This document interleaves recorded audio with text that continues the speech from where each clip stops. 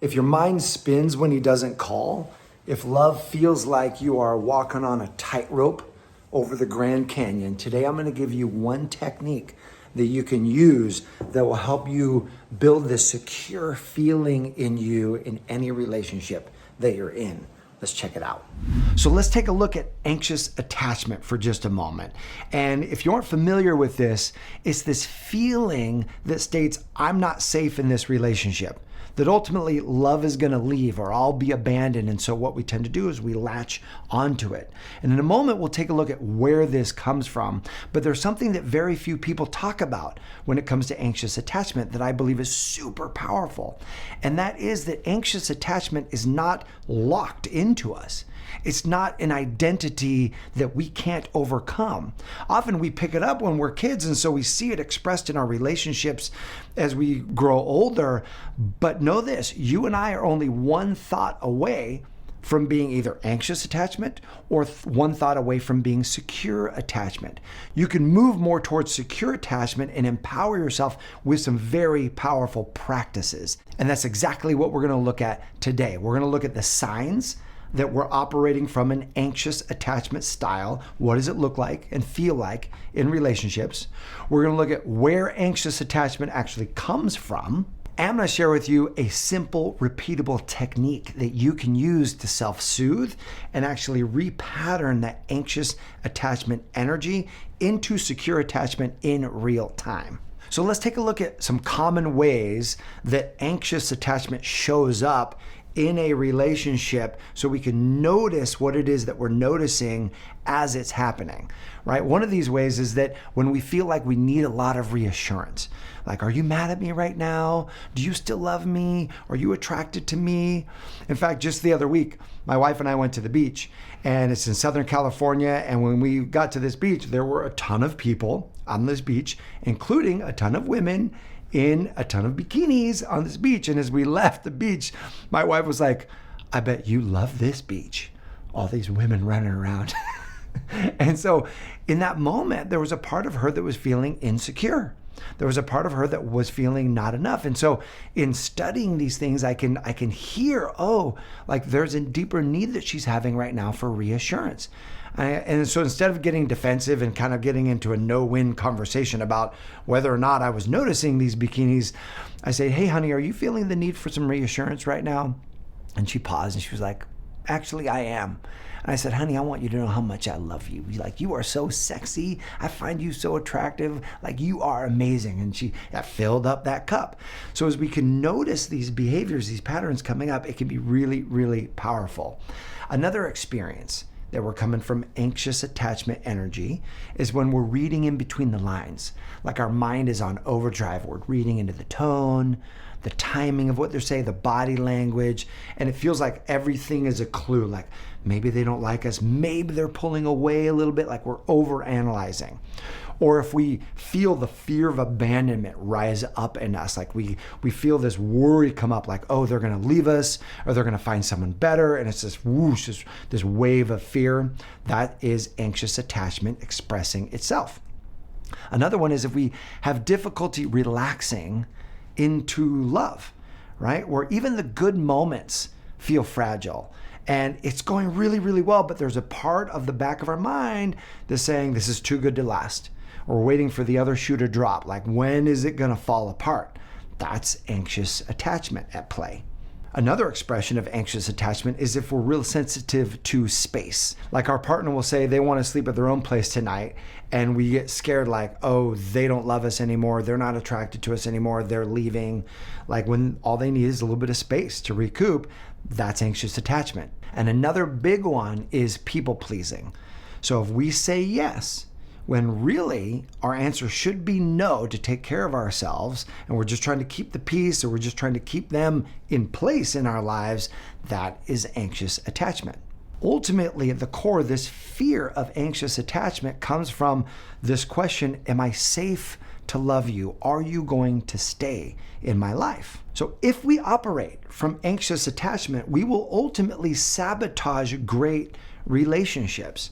And so let's take a look at how some of these fears and these emotional experiences get expressed without a greater level of awareness and shifting to secure attachment. So for example, let's say your phone is silent longer than you expect. Like there should be communication. So he doesn't text you for hours. And so what does the anxious attachment belief start generating in terms of thoughts?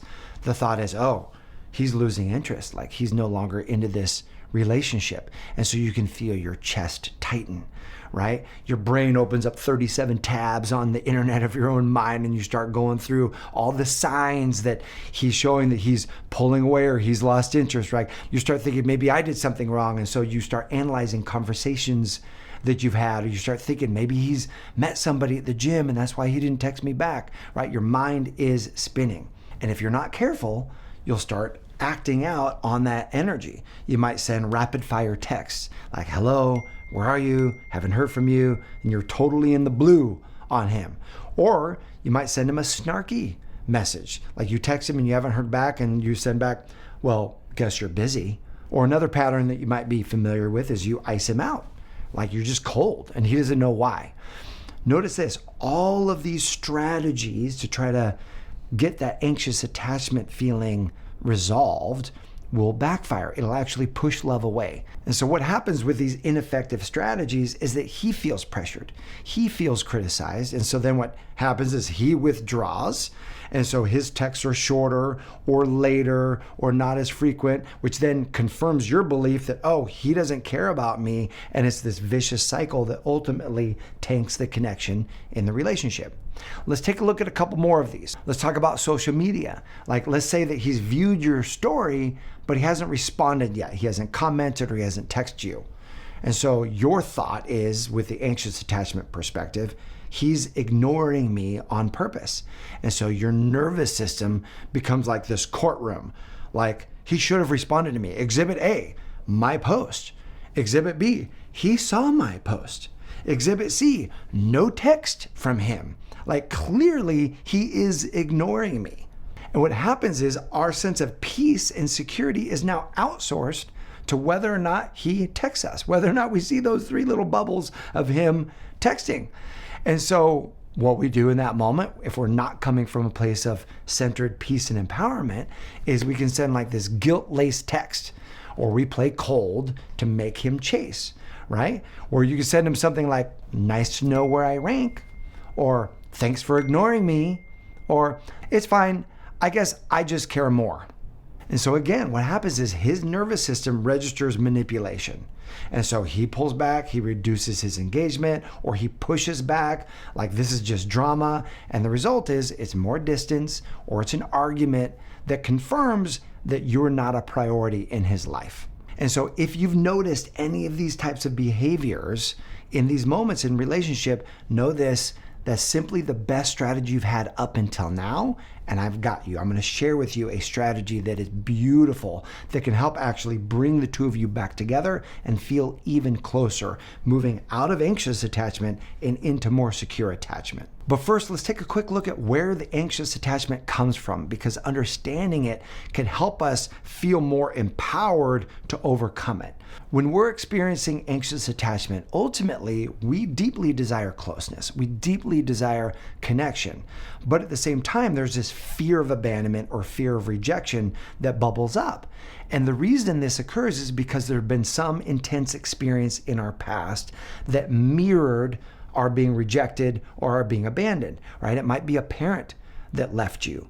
It might be your parents divorced. It might be growing up, you were in a relationship and you got cheated on, or you got abandoned, or you got betrayed, and it seared that emotional experience into our brain, and we built a belief around that says, I'm not enough to be loved. There's some part of me that feels flawed or that feels broken, where I don't feel good enough to be loved. And then what happens is, if there's an event that triggers that old belief and that old emotion to come up, then if we're not aware of it and consciously directing ourselves, we'll slip into anxious attachment behaviors. And the best part is these attachment styles aren't fixed.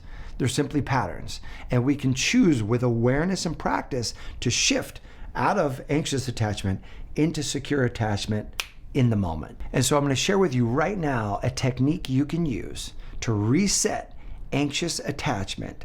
And it takes about 60 to 120 seconds to do. It's fast, and move into more secure attachment.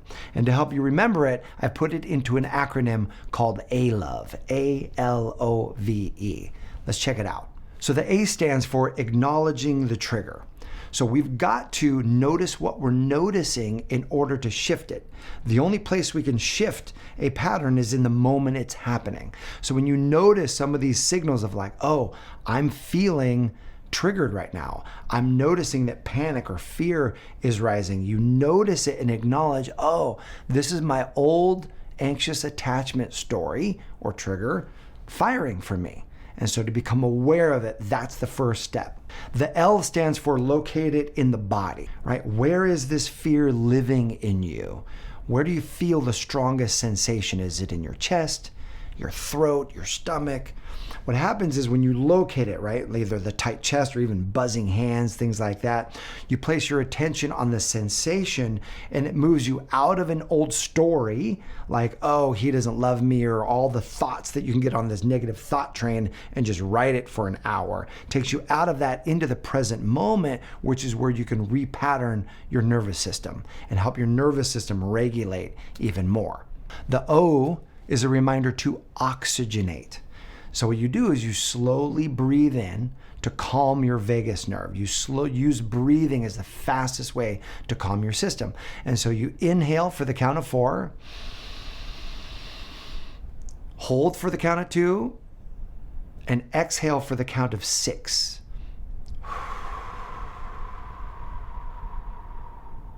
Do that at least 3 times. Often we need to breathe longer than we think we do because our conscious mind will say, oh, okay, I'm good now. But you're not dealing with just your conscious mind. You're dealing with your subconscious system. So give yourself more breaths than you actually think you need, and it'll take your whole system down to a more peaceful place. V stands for verify the truth, because our minds will want to go into overdrive and start making up stories that align with this old anxious attachment belief system. But that's just a story. It's not even the truth most of the time. So that's why V is, let's verify the truth here. You want to question whatever scary story your mind is running, like he doesn't love you, or he's pulling away, or things are falling apart, or this is too good to last. And so you ask yourself, what feeling is here? And what thought is feeding this feeling?